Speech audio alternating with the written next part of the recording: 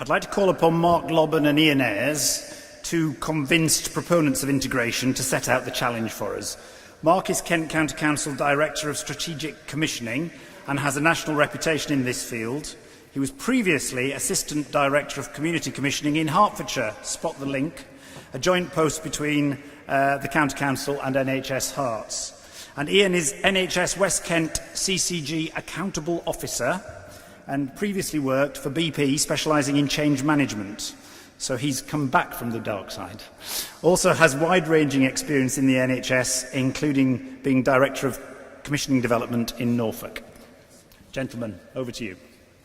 You can see your slides? Yeah, I'm not using a slide. Okay, that's fine. I'm not using a slide, I'm not good with them. It's a bit modern technology, I'm not up to that. Integration, holy grail? Don't know about that, but it's a magical word. Anybody here think integration's not good? No, I thought not. It's that powerful a word, nobody's got the courage to say no to it. It's also one of those words which means different things to different people. It can mean bringing professionals together at the front line to serve a patient, to serve a care user. It can mean structural integration, bringing your commissioning teams together. It can mean pooled budgets. It can mean a whole variety of different things to different people. And part of the work we have to do is to work out what do we mean by integration. I think the really important thing is that for the service user, the patient, the member of the public, to work out what integration means for them. And the sorts of things that I've picked up over the years are that it means things like, I don't want to tell my story multiple times. I don't want lots of people traipsing through my house and having different people, in a sense, worrying about different things. It can mean I don't want, when I go through accident and emergency at the hospital, to have each bit of the system that sees me not knowing what the previous bit's done, thought or said. It can mean that actually I'd like the professionals that deal with me to know what the other professionals know and not have to, in a sense, use me as the bearer of that message. And I think that's one of the keys, is to understand what patients and the public want from integration. Do I think it's good? Yes, I do, really. I'm committed to it. I've put it in a number of places over the years. Does it improve patient experience? Absolutely it does. Get it right and patients love it. Does it improve the quality of care for patients? Yes, I think it does. I think there's enough evidence to say that. Does it offer value for money for the system? I'm less sure. And I'm less sure for a couple of reasons.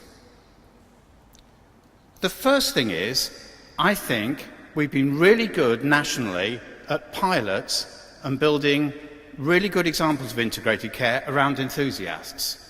What we've been less good at is rolling it out at scale with the whole system.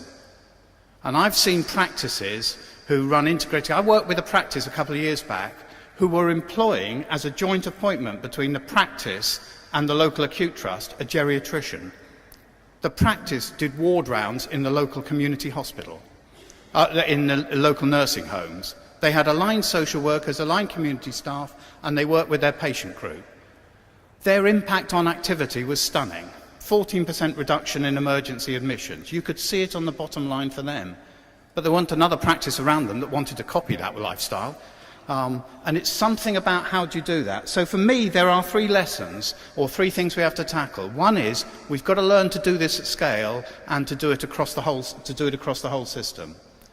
The second lesson for me is you have to build it from the patient, the user, in a sense, the professionals upwards. You've got to empower professionals in carers, families. You've got to empower them to design how to integrate it, let them find the right model, and then wrap the governance around that.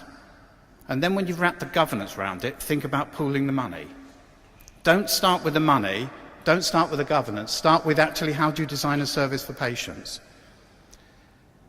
Next bit for me, it seems to me, is actually the one thing that stops a lot of this happening is trust, transparency, openness, the ability of joint professionals to work together in teams where they start to trust each other's judgment, each other's analysis, each other's assessment, and to use it. And we have got to put significant amount of time and energy into building genuine frontline teams that are integrated, not just teams that work in the same office, share the same manager, and perhaps have the same badge on them. because actually all you do is you bury the divisions if you don't do that. Should we do it? My view, yes, we should. Will it work? Yes, it will. Do we know how to roll it out at scale across the whole system? That's the innovation. That's the real challenge. And there's one other challenge that's surfacing in my head around integration, and that's when you start looking at public sector finances in 10 years' time, and you start to say the really big area of integration that I don't think anyone's really working with is the integration between professionals and the community. How do we develop a system that in 10 years' time care is delivered by a combination of family, carers, community working in partnership with professionals? Because the one thing I think the economics of the world tell you at the moment is we probably won't be able to afford state-funded caregiving to the degree we have it at the moment 10 years, 20 years out. And if we don't develop that partnership, that integration with the community, and don't start developing it now, we won't be ready when we get to that time.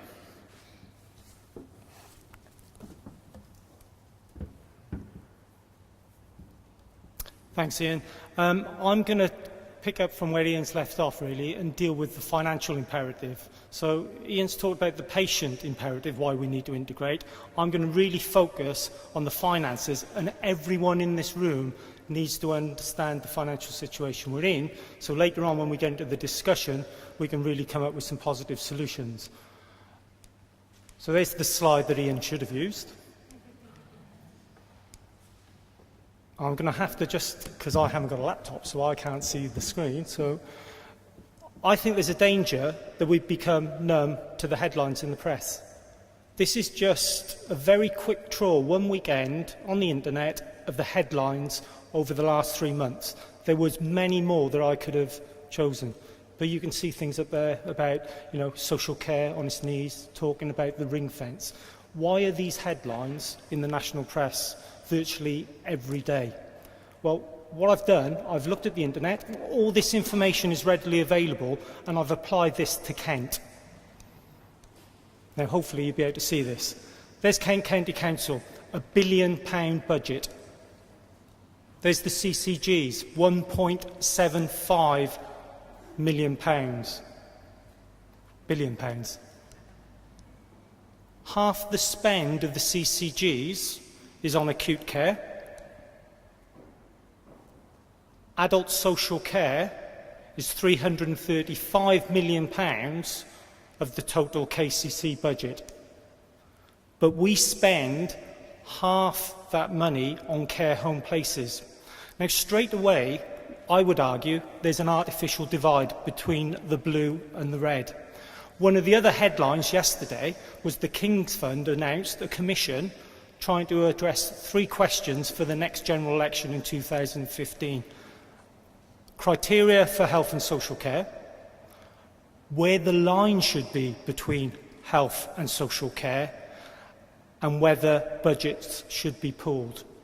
But what I'm suggesting today, 2015, is too late for us in Kent. We know that there are radical changes ahead.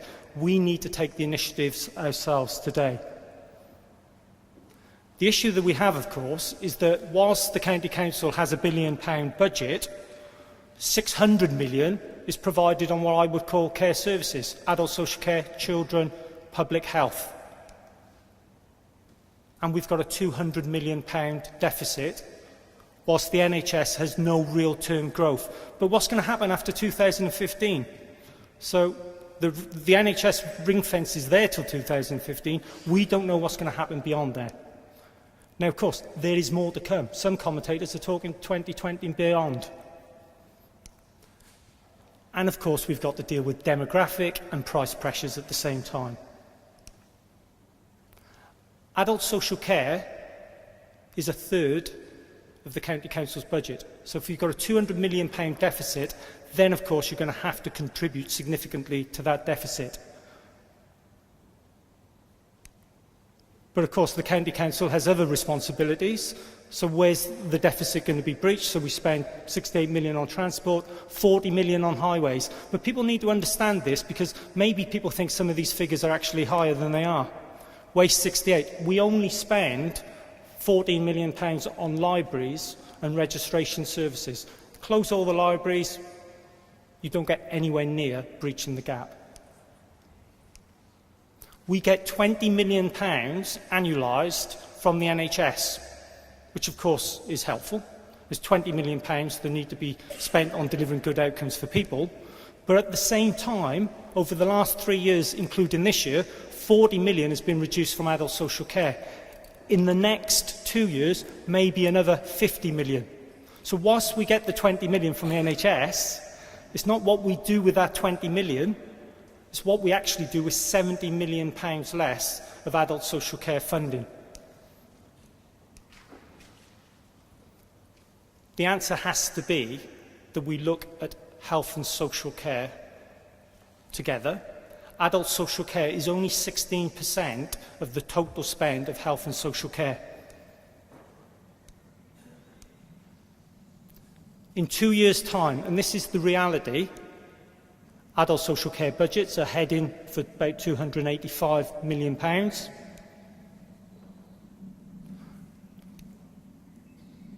Which means that we then become 14% of health and social care. So we've got a huge, So we've got a huge risk to the NHS of that spend increasing, particularly in the acute sector.